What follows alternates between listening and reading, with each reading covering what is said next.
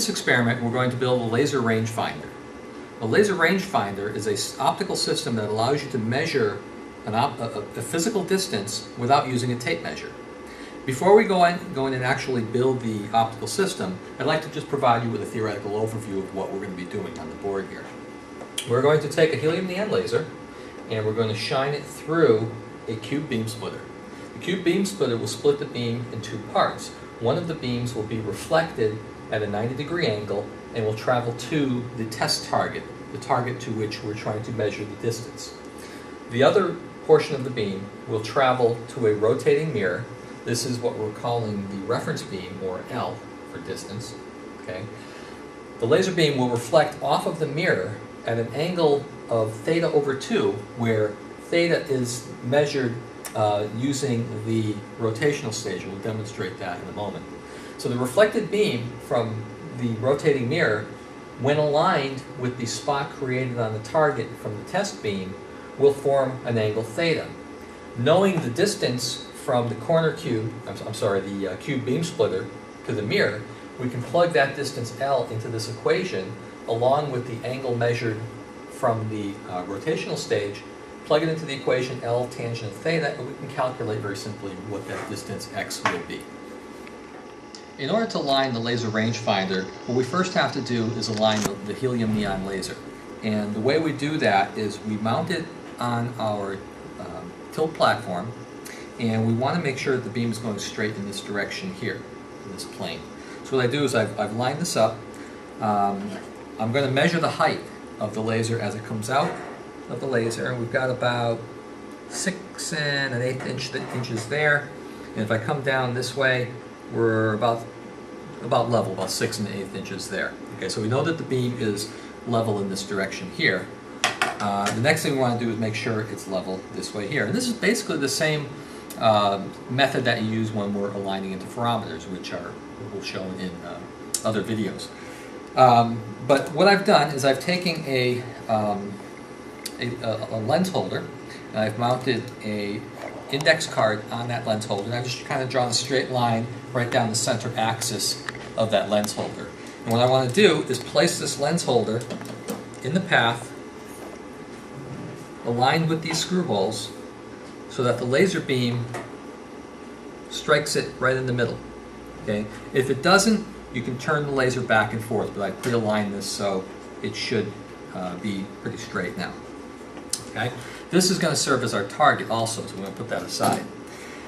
Next thing we want to do is take our platform for our cube beam splitter. Our cube beam splitter, okay, make sure you hold it from the ends, will be oriented in such a way that will allow part of the beam to go this way and part of the beam to be reflected that way. So I'm going to align this on this platform. One of the nice things about this platform, however, is that there are grooves that have been etched into this or machined into this that actually are just the right dimension to hold that cube beam splitter straight. So it kind of guides it. And what we want to do is just make sure that we go through the center of the cube. Okay. Now, one of the things we want to make sure is that this angle, when reflected, is 90 degrees. And one way to do that is to use the reflection off this front surface and rotate this so that the laser goes back into, the beam goes actually back into the laser itself. Okay, this is auto-collimation, basically.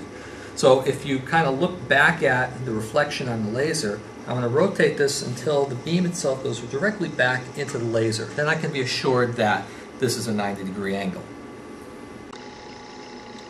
Go.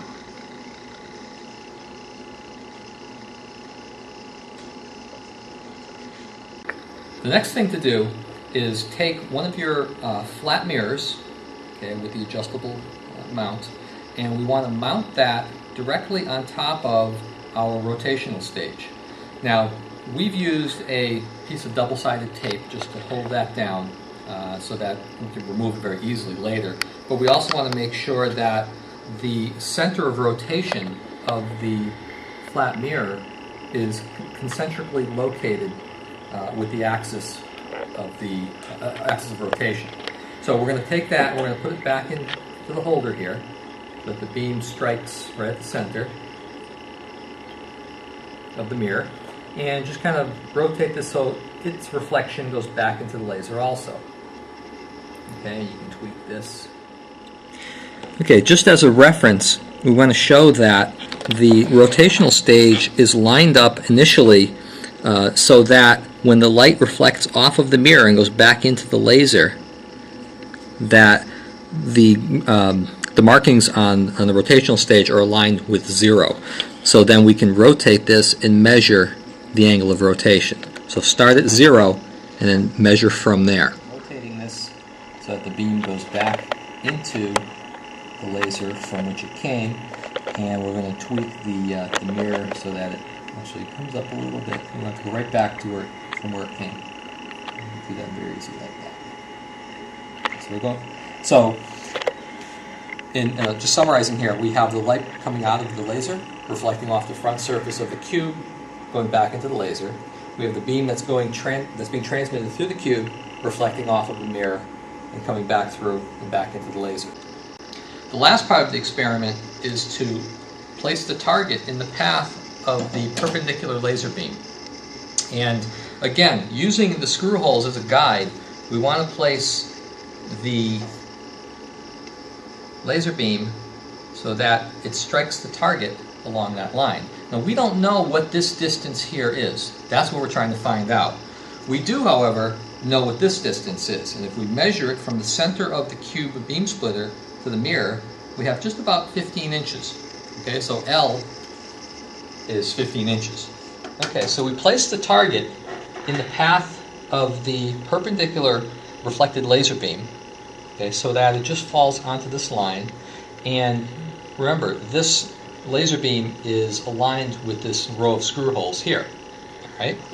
The next step is to take our rotating mirror, and we want to rotate this from 0, and we have this thing referenced at lined up directly at 0, so that when we rotate it, we can take that measure. Okay, the next thing we're going to do is rotate the mirror so that the beam sweeps across this area here and aligns itself with the beam on the target. So if we do that, you see the beam is reflecting off now. We're rotating it, and we see that it comes onto the target. Now when these two beams focus on the same spot, okay, we take a measurement. Okay, when those two beams are aligned, we notice that we have rotated through 10, 20, about 22 degrees before those were aligned.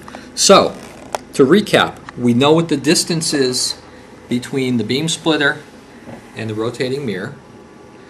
We know what the angle is from here to here, and this is the tricky part. It's actually 44 degrees because the angle of incidence equals the angle of reflection, so we have to add that 22 degrees to another 22 degrees to get 44 degrees. So we know L, we know that the angle is 44 degrees, and we can plug that into our equation for x, so we have 15 inches times the tangent of 44 degrees, and that should give us the distance to that target. Now, to make this experiment more accurate and interesting, we suggest doing this multiple times. Rotate, moving the target several times and realigning the mirror to take multiple measurements to increase our accuracy. Also, as you're scanning this mirror, or rotating this mirror, you want to make sure that you have something to block the laser beam over here, so that if there's anybody else in the lab, we want to make sure that laser safety is adhered to. But this is a very simple experiment that can be done with minimal effort, and provides a really nice experiment for looking at how to use a laser beam to measure distances.